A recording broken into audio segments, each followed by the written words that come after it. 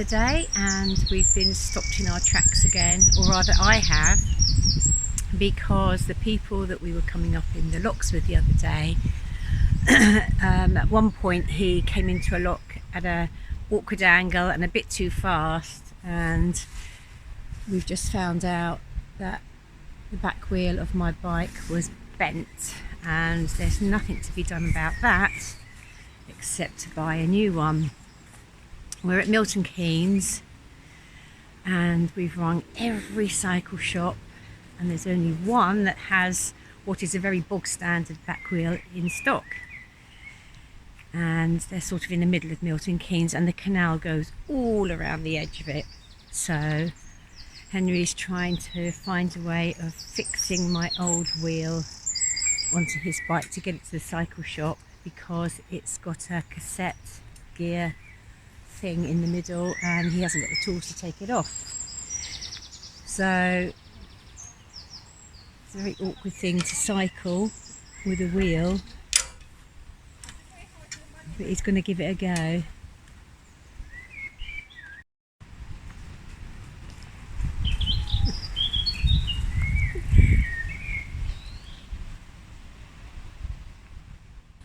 How'd you get on? Got one. Excellent. And new tyre, how much did that will cost? Well, they haven't got a new tyre. They only have, they haven't got one that's got tread on it. So that's the original. Oh, okay. So it's 80 something, so I owe you 20 something. Okay.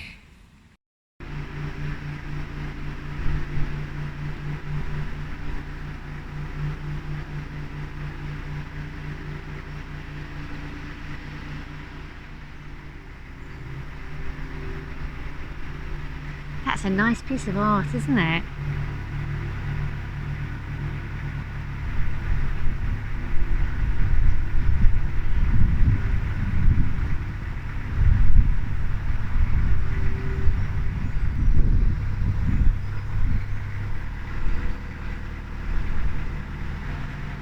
Miles. That's cool.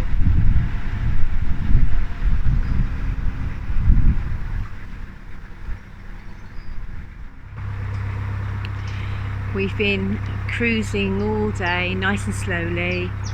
We've had one lock so far coming out of Milton Keynes, well, quite a way after Milton Keynes, and it's become very rural. It's lovely, a real Sunday feel about the place. We're coming down to Stoke Bruin, I'm not sure how you pronounce it, which is a real canal-y sort of place. They've got everything there, tunnels, locks, pubs, and we've got to do about 5 locks before we get into it, and we're hoping to find a nice place to moor there. The Canal Museum is there, so we can go and take a look at that tomorrow before we go through the very long Lisworth tunnel, which is going to be the longest tunnel that we've done so far. So I'm looking forward to seeing what's down there. The museum is a proper little potted history of the canals. These are the navvies in a little diorama that dug it all out by hand and pick.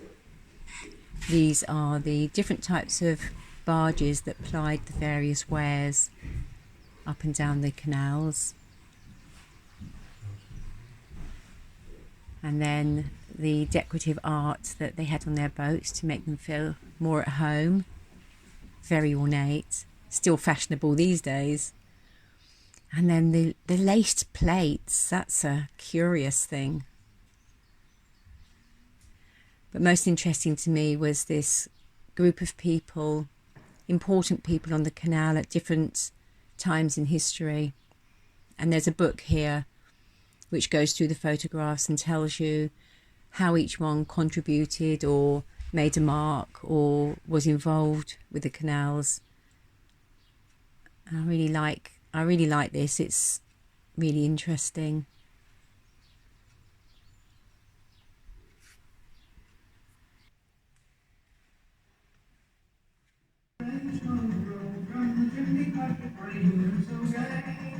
And the early morn when the Prudent was the old miser working the movement's way. When the boats are fast in the icy blast and the strong nor'easters roar, then we pay. When it's cut by half pay, ashore, starboard the working boat.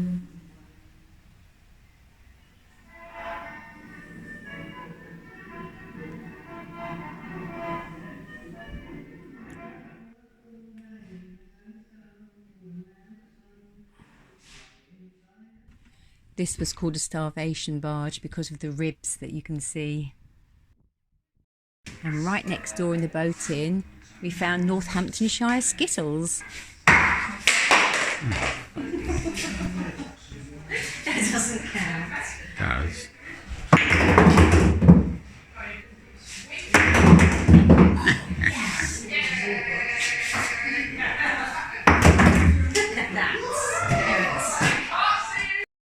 And outside, a canal shop full of all the sorts of bric-a-brac you don't want to load your boat up with.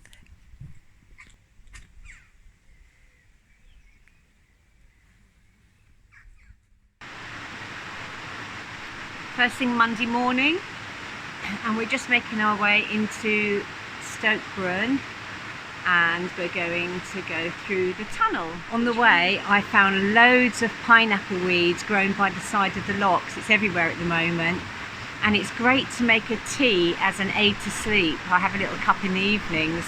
You can dry it so it will last for ages, and it smells just like pineapple. And that's what it looks like. And here's Stoke-Brun, still sleepy at 8:30 in the morning.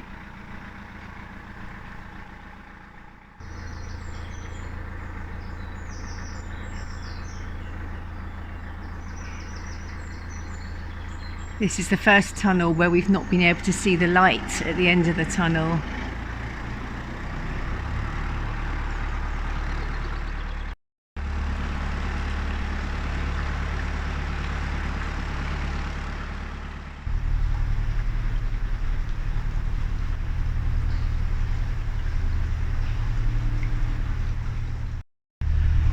It's amazing in here. It's so neat.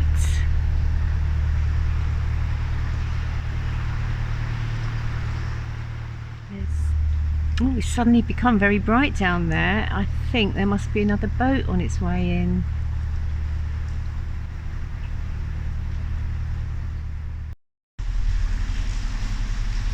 You can only imagine the engineering to get something like this made. It's incredible, really.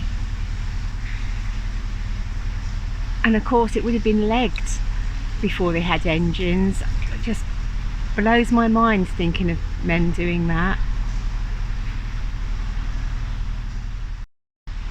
It's really difficult to tell how far away the boat is. The light gets brighter and then fades again, but it can't be far off. 5 minutes later and it still seems far away. It's an optical illusion.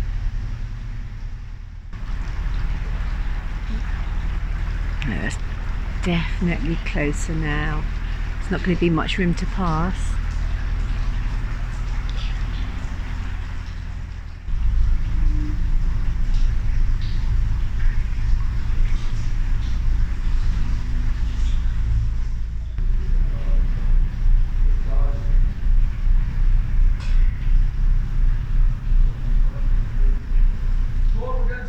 Well, we've passed them. Their tunnel light was fixed directly ahead, which was totally blinding, so they're having a bit of a conflab about it down there now. And finally we come to the end. That took a bit longer than we thought. It was just over 35 minutes.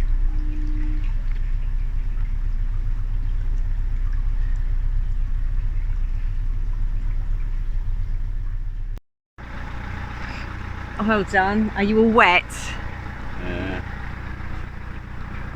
It sort of went either side. There was another boat coming through behind the first one, and they crashed into us with a lot of apologies.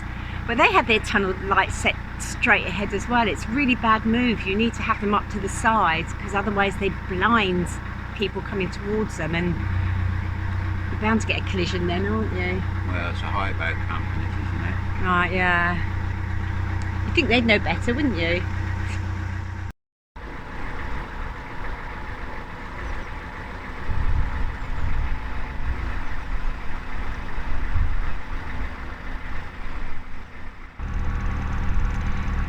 Now we're chugging through the East Midlands, that liminal place between the south and the north.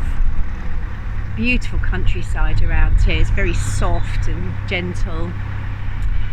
Tomorrow we'll be going past Braunston. Braunston will be about 4 miles to our left as we branch off up towards Leicester.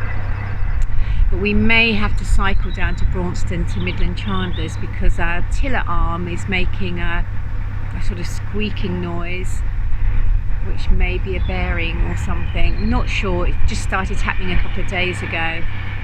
So Henry's been oiling it, but it's still doing it. When you pull it from the right to the left, it makes a sort of sound, like a little foghorn going off. So he's not looking forward to having to dismantle that and try and figure out what it is. If it is just the bearings, it's not too difficult to sort. I'll have to see. Meanwhile, we're just enjoying today. It looks quite dark, but it's nice and warm. It's just peaceful and nice just to look at everything around us. We've been stopped in our tracks by a boat across the water, but there is someone up there. They're trying to pole themselves off by the look of it. Henry's going to go up the front and see if he can help them rescue it.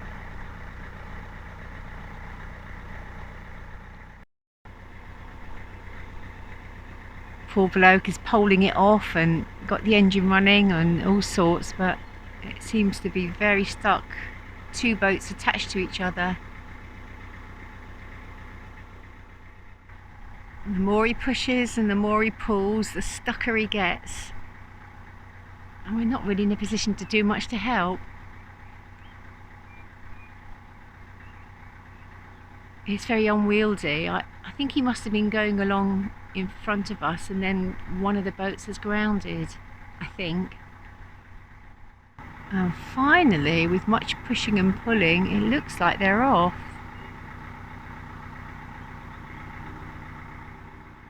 And on the right is passing a lovely couple we met, Andy and Eric, who have got the narrowboat bug and are hiring a couple of times a year, waiting for retirement when they can get their own boat.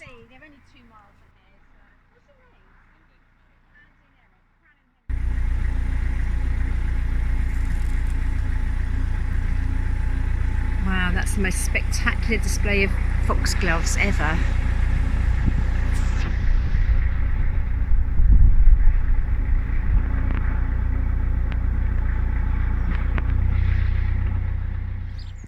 We moored last night in this fabulous spot and we're stopping today, having a day off from driving to do a bit of maintenance.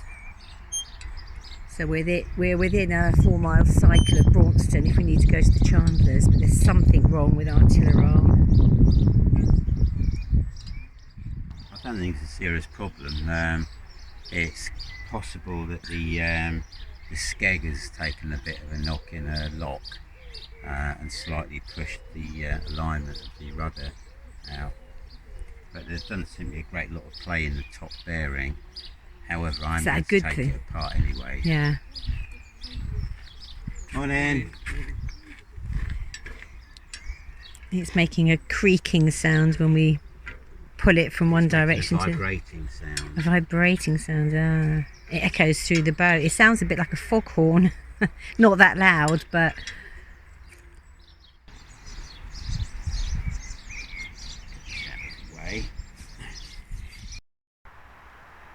As there wasn't anything wrong with the tiller arm, we decided to keep on moving. And we've come up the Leicester arm, so all the wide beams will stop now as it's single locks. And we've come to, after just going past Watford Gap, we've come to the Watford locks, which is a staircase lock, but you have to be assisted up and down them. I think there's 7 altogether. There's 1 boat going up and there's 2 coming down, so we've got to wait until the lock keeper says we can go.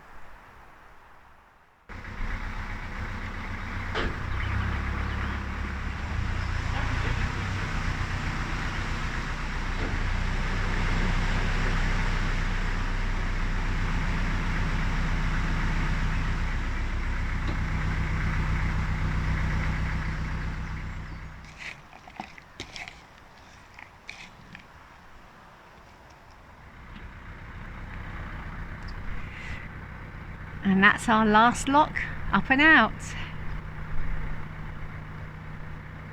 They seemed very quick to fill when they're single locks after all the doubles we've done. Under the M1, busy. And as it's going across us, that means we'll be going away from it shortly.